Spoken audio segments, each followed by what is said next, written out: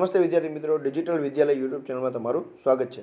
વિદ્યાર્થી મિત્રો, આ વિડીયોમાં આપણે શીખવાના છીએ પાઠ 3 જુમ્મો પીસથી। બરાબર, તમારા ધોરણનું જે ચેપ્ટર છે 3જા નંબરનું જુમ્મો પીસથી, એના સ્વાધ્યાયના પ્રશ્નોનું સોલ્યુશન છે આપણે શીખવાના છીએ। ખાસ કરીને જે વિદ્યાર્થી મિત્રો પાકી બુક બનાવે છે અને ખાસ કરીને આઈએમપી ક્વેશ્ચન જેને કહી શકીએ તો સ્વાધ્યાયના પ્રશ્નો છે મોસ્ટમાં મોસ્ટ આઈએમપી ક્વેશ્ચન હોય છે। તો દરેક વિદ્યાર્થીએ સ્વાધ્યાયના પ્રશ્નો છે વ્યવસ્થિત પાકા કરી લેવા જોઈએ અને અલગ બુકમાં લખતા હોય તો વેલ એન્ડ ગુડ, એટલે કે સારી બાબત કહેવાય।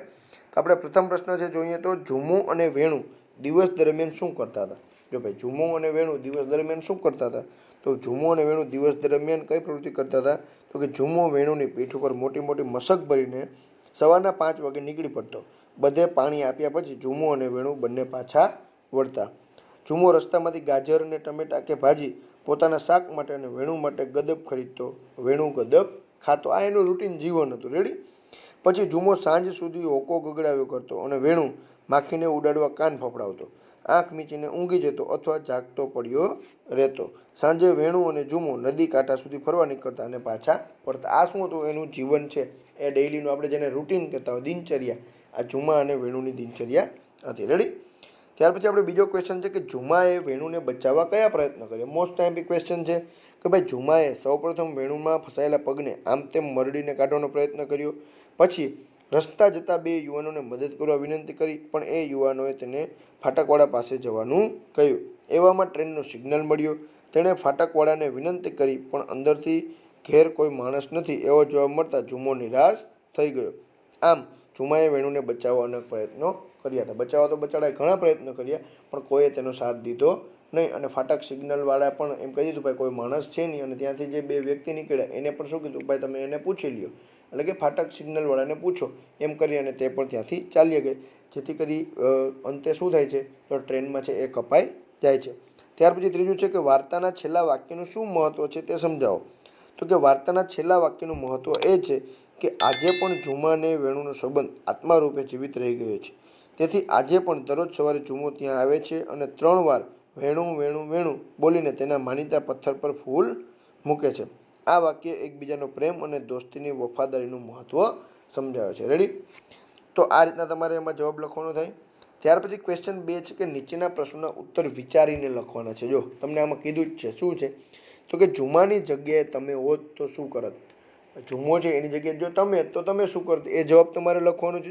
ટ્રાય કરવાની છે, તમારી રીતના જ લખજો, પછી ન આવડે તો આમાંથી જોઈને લખજો। પછી બીજો ક્વેશ્ચન છે કે શું બન્યું હોત તો વેણુ બચી ગયો હોત? એવું તો શું થયું હોત તો કે વેણુ બચી ગયો હોત? એ પણ તમારે લખવાનું છે। ત્યાર પછી ત્રીજું છે કે તમને ગમતા પ્રાણી માટે તમે શું કરો છો? તમને કોઈ પ્રાણી ગમતું હોય, કૂતરું છે, મીંદડી છે કે બીજું કોઈ ઇતર પ્રાણી તમને ગમતું હોય તો એના વિશે તમે શું કરો છો એ પણ તમારે આ માહિતી લખવાની છે। દરેક વિદ્યાર્થીએ એના વિશે લખવાનું છે। 3 ક્વેશ્ચન છે એ તમારી જાતે લખવાના છે। રેડી? ત્યાર પછી ક્વેશ્ચનની વાત કરીએ આગળ, ચોથો છે કે આ વાર્તાનું શીર્ષક વેણુ રાખીએ તો તે માટેના કારણ આપો। એના કારણ શું? તો કે વાર્તાનું શીર્ષક વેણુ રાખવાના કારણ, મૂંગું પશુ વેણુને પોતાના માલિક ઝુમ્મા પ્રત્યે અપાર પ્રેમ છે, પણ ઝુમ્માની વાણીમાં પ્રગટતો પ્રેમને એ સમજી શકે છે। વેણુ અંત સમયે ઝુમ્માને માથું મારીને પટથી દૂર ફેંકીને બચાવે છે, એ ઝુમ્મા પ્રત્યેની વેણુની વફાદારી અને નિસ્વાર્થ પ્રેમ સૂચવે છે। વેણુ સમગ્ર વાર્તામાં કેન્દ્ર સ્થાને છે, એ દ્રષ્ટિએ આ વાર્તાનું શીર્ષક વેણુ રાખીએ તો એ ઉચિત ગણાય। રેડી? તો આ રીતના છે તમે કારણ લખી શકો છો। તે ઉપરાંત છે સામાનાર્થી શબ્દ છે, દરેક વખતે કહું છું સામાનાર્થી શબ્દો પણ પાકા કરજો, એક્ઝામમાં 1-2 માર્ક્સમાં પૂછાઈ શકે છે। શ્રીમંત તો એનું સામાનાર્થી શું થાય તો કે ધનવાન અને અમીર, દુર્ગંધ તો બદબુ અને વાસ, કર્કશ તો કઠોર અને તીણું, આનંદ તો ખુશી અને હર્ષ, ગદબ તો એટલે કે રજકો, રેડી, હાંડલી તો હાલી અને માટલી। તો આ રીતના છે તમે જવાબ એમાં લખી શકો છો। તો આ તમારા ચેપ્ટરના જેટલા પણ સ્વાધ્યાયના પ્રશ્નો હતા એનું આપણે કવરઅપ કરી લીધું। બધા સોલ્યુશન છે તમારા આ વિડીયો દ્વારા આપેલા છે। રેડી? ખાસ કરીને આ બધા જેટલા પણ છે એની પીડીએફ તમારે જોતી હોય તો આપણી વેબસાઇટમાં એ પણ તમને મળી જશે। પણ અત્યારે તમારે વિડીયો સોલ્યુશન છે એ સમજી લેવાનું છે, જેથી કરી દરેક ક્વેશ્ચન છે તમને પાકા થઈ જાય। અને ખાસ કરીને જો તમે બુક બનાવતા હો તો તેમાં પણ તમે નોંધી લેજો, એટલે કે લખી લેજો બધા જ ક્વેશ્ચન, જેથી કરી જ્યારે લાસ્ટ ટાઈમમાં આપણી એક્ઝામ હોય વાર્ષિક પરીક્ષાની ત્યારે પણ તમને ખૂબ જ ઉપયોગી બનશે। જેટલા પણ બાળકો છે આપણી સાથે આજે નવા જોડાયેલ છે તે ખાસ ચેનલને સબસ્ક્રાઈબ કરી દેજો અને બાજુમાં રહેલો બેલ આઇકન છે તેને પણ દબાવી દેજો, જેથી કરી જ્યારે પણ અમારા દ્વારા તમારા ધોરણના કોઈ વિડીયોઝ મૂકવામાં આવે તો તરત તમને અપડેટ મળતી રહે। આવજો વિદ્યાર્થી મિત્રો, જય હિન્દ, જય ભારત।